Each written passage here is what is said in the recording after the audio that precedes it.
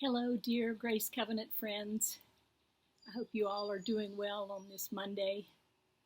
Um, I am full of love and joy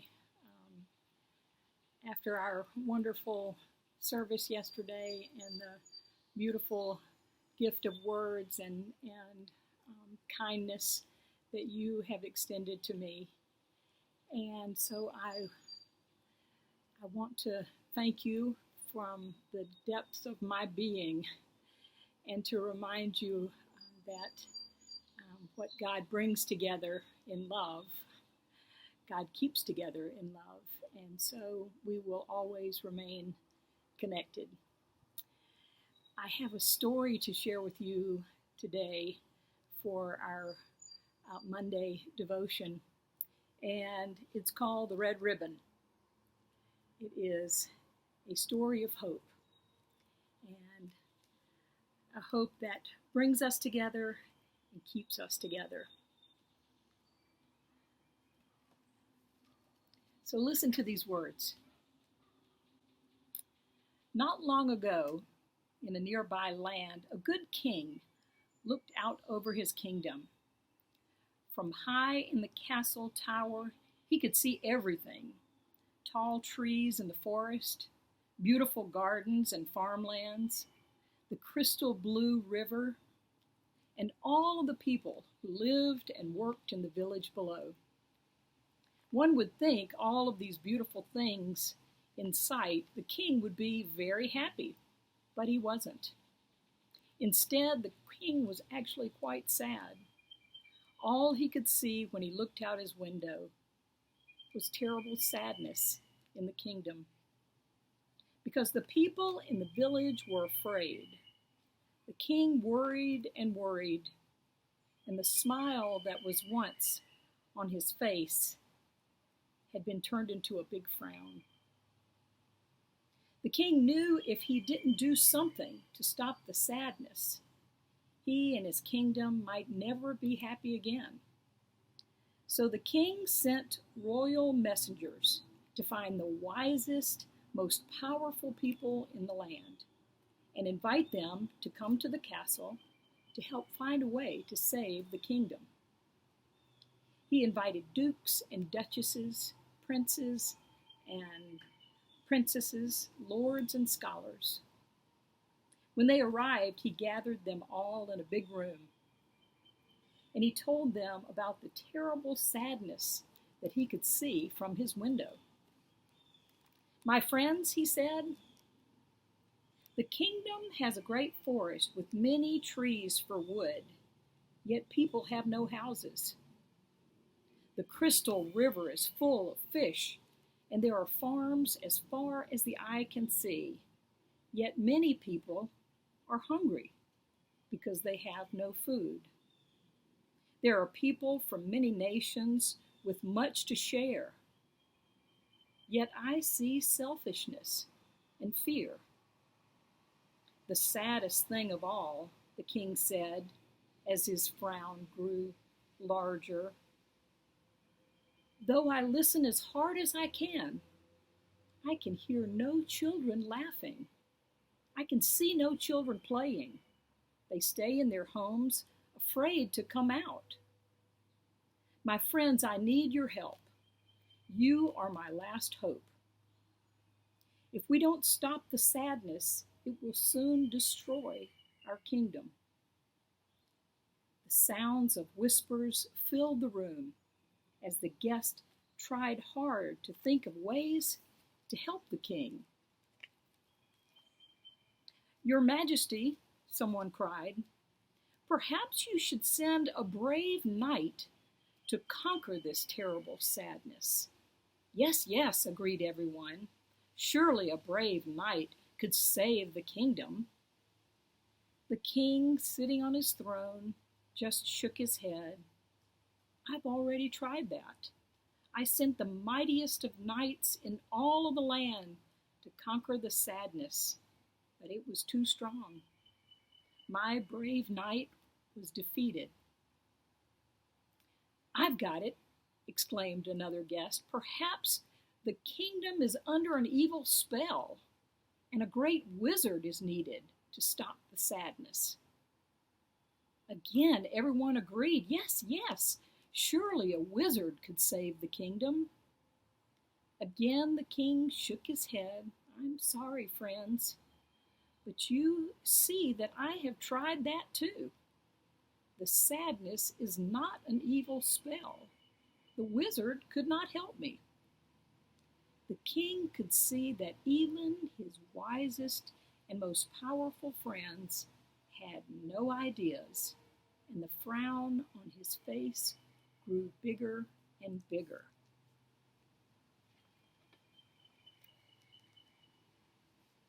Suddenly, from the back of the room, they heard a voice.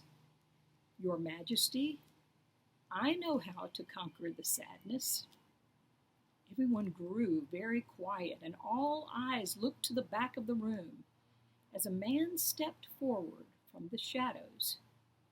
They all stared as he made his way to the front. He seemed plain, an ordinary man dressed in ordinary plain clothes. Over his shoulder, he carried a curious, large leather sack. It was brown and exceedingly big. When the man reached the throne, he politely knelt before the king, who asked, Do I know you, sir? Are you a prince, or a duke, or a brave knight? Before the man could answer, a guest shouted, He's a magician. Look, he's carrying a bag of tricks. The king inquired, Is that true? Are you really a magician? Do you have magic that can heal my kingdom? The man smiled at the king. Your Majesty, I'm not a duke, or a knight, or a prince, and I'm certainly no magician. I am just a simple weaver. I make cloth in the village below. A weaver? Marveled the king. Everyone started whispering again. The king squinted as he studied the stranger. How can you help me? The king asked. The man stood and explained. Though I am not a king or a prince or a magician, I know of a great power that can stop the sadness. Gather everyone together and meet me at the castle gates as the sun rises. Do exactly as I say, and the kingdom will be saved. A guest cried, This man is just a weaver from the village. What power could he possibly have that we don't know about already? After all, we are the wisest, most powerful people in the land. There, another guest quickly pointed at the weaver's sack. The magic power must be in that big brown sack. The room quieted again. The king leaned forward and peered at the sack and asked the weaver, Is this the power to defeat the sadness in the leather sack you carry? The weaver thought for a moment and then slowly leaned toward the king until their noses nearly touched. As I said before, Your Majesty, gather everyone in the kingdom, meet me at sunrise, and you shall see. The king sat back in his throne and scratched his head. This I have not tried. The weaver's magic may be my only hope. Then he rose to his feet and commanded, Send the royal messengers. We will meet at sunrise and do as the weaver says. Wasting no time, the messengers rode throughout the land, telling everyone about the weaver and his plan to save the kingdom. The next morning, the king woke early and hurried down from the tower. Then he arrived at the gates. He could see that a large crowd had gathered, and everyone was excited about the weaver and his magic. Moments later, the weaver appeared, carrying his big brown sack. The crowd stepped aside as he made his way to the gate where the king waited. The king, feeling the need to say something official, cleared his throat and spoke. "Loyal subjects, I give you the weaver." Before he could say more, everyone started cheering. The king raised one hand to silence the crowd, and with the other, he pointed to the big brown sack and asked, "Does this sack contain the magic that will stop the sadness and save my kingdom?" Before the weaver could answer, the crowd cheered yet again. With that, the king stepped back and commanded, "Let it begin." By now, the children had wiggled their way to the front of the crowd and formed a circle around the weaver and his leather sack. With eyes wide, not making a sound, they watched the weaver kneel down and open his sack. Then he reached inside and gently pulled out a bright red ribbon. It was the most beautiful ribbon anyone had ever seen, and it looked as if it could stretch for miles and miles and miles. The weaver then stood, held the ribbon high above his head. "In order to make the magic work," he said, "you must do exactly as I say. This ribbon must be taken throughout the village, down the streets, through the alleyways, and across the fields.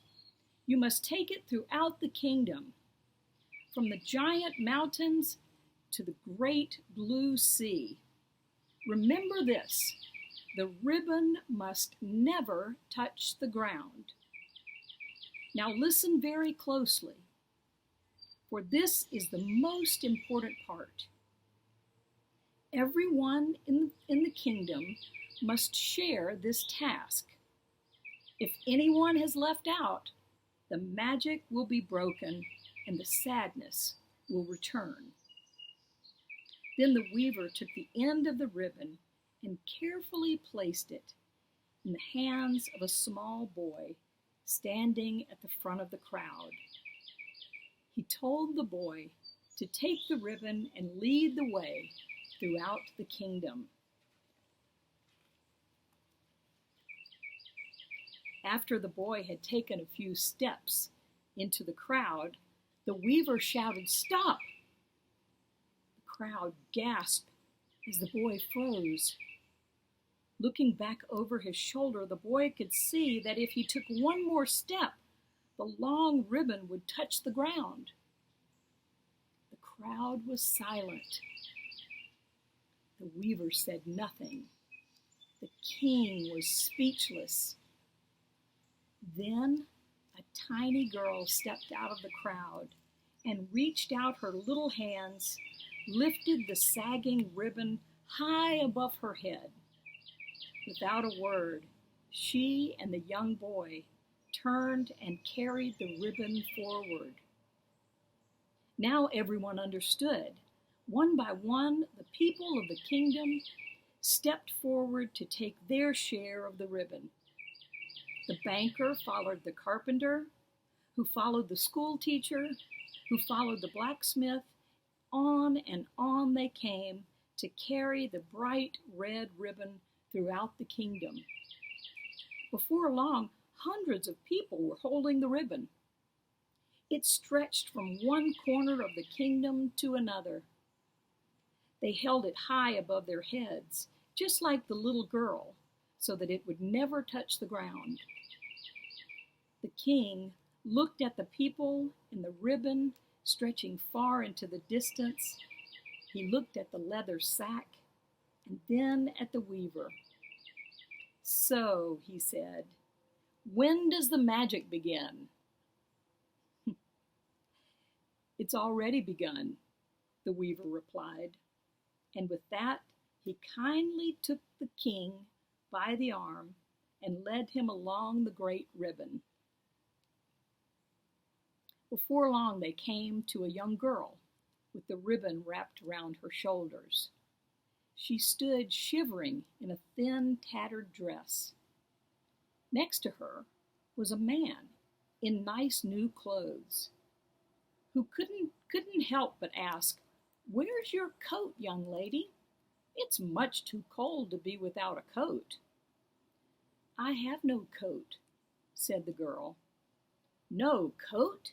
he exclaimed, waving his arms in the air. "Everyone should have a coat, and that includes you. You see, I'm a tailor. I make clothes, and I especially love making coats. Why, I have dozens of coats in my shop. I have green ones and orange ones, large ones and small ones, and I'm quite sure I have one that's just right for you. It would make me very happy to give you a coat to keep you warm." The little girl smiled. The king was amazed. It was the first smile he'd seen in the kingdom for a long, long time. Even his frown was growing a little smaller. "The magic is working," he thought. Then he turned to the weaver and said, "Please show me more." Next, they came to a very thin old man. Beside him, holding the ribbon, was a round lady wearing a white apron and a white floppy hat. "What is that growling?" the lady asked. "Oh, excuse me, man," said the old man. "That's my stomach. I hope it didn't frighten you." "I've never heard such a growl from a tummy," said the lady. "Have you had nothing to eat?" "No," said the old man. "I have had no food for 2 days." "Heavens!" she cried. "No food for 2 whole days? Why, I can go no more than 2 minutes without a little something to silence my tummy. Allow me to introduce myself. I am the village baker. If you come to my shop today, I will fill your belly with warm bread and the finest of cakes and pies in the whole kingdom." "Thank you kindly, lady, but I have no money," the man said. The baker thought for a moment. "My friend, I have an idea," she said. "I need someone to deliver my cakes and pies to the townspeople. If you will help me, I will pay you a fair wage. That way you can buy food, and we'll never hear your tummy complaining again." "I'll do it," the old man said. Again the king was amazed by what he had heard. His frown almost vanished, and he asked to see more. Soon they came to the crystal river where 2 men from different nations, standing tall and proud, held their share of the ribbon. Neither man said a word. In fact, they were trying very hard not to notice each other at all. The men began to wonder how long they would have to stand there holding the ribbon.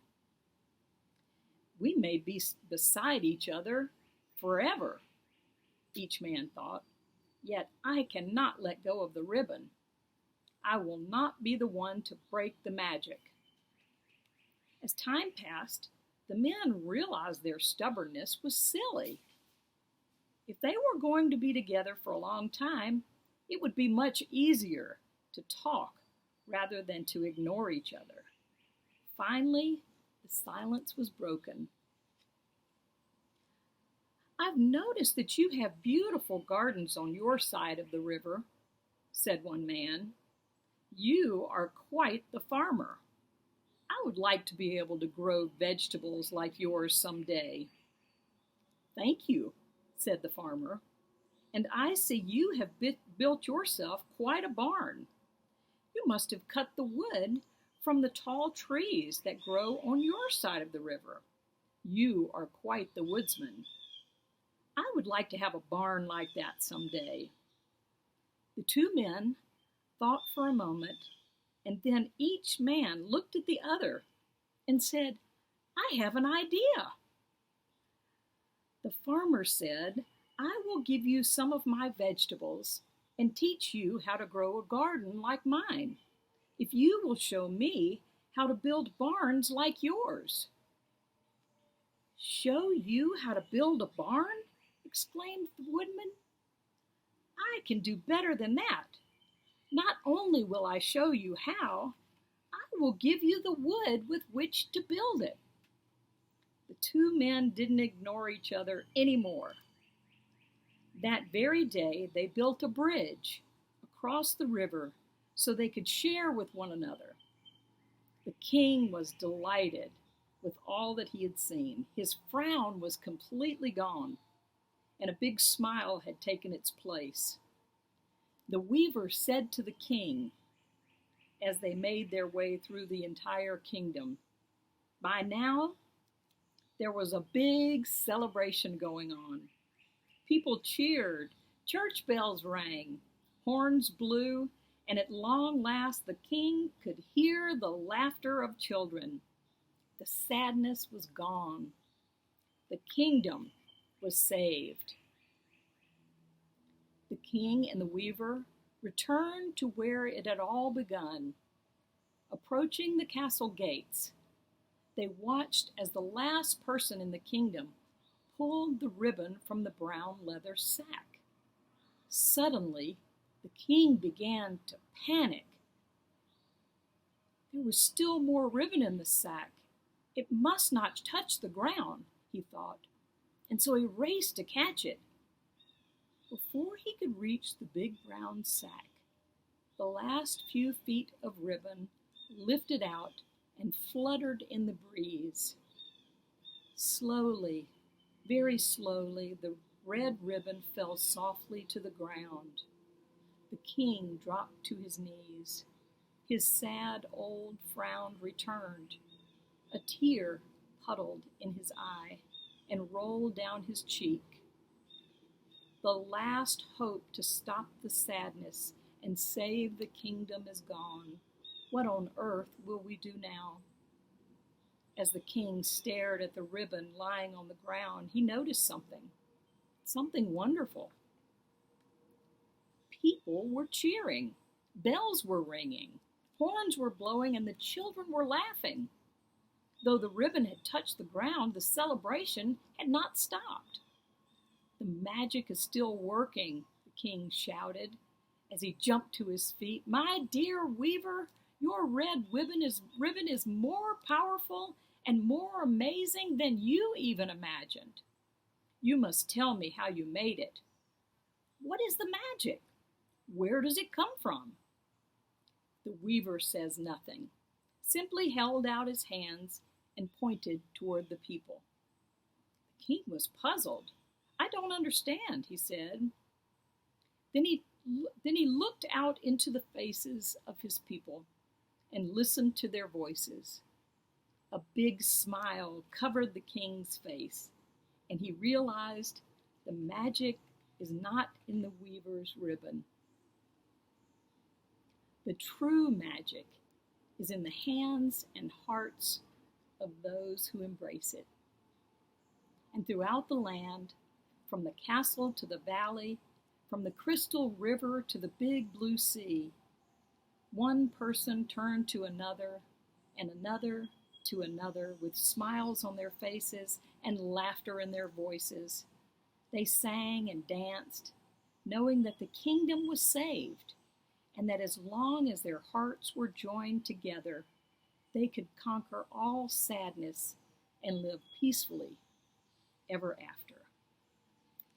The beginning. What a beautiful story for our time. I hope you know that I feel like a red ribbon has tied us together. And I pray for all of you, and I hope that you will pray for me. Blessings on your day. Stay safe, stay healthy, stay well, stay strong. Stay tight to that red ribbon. Blessings, my friends.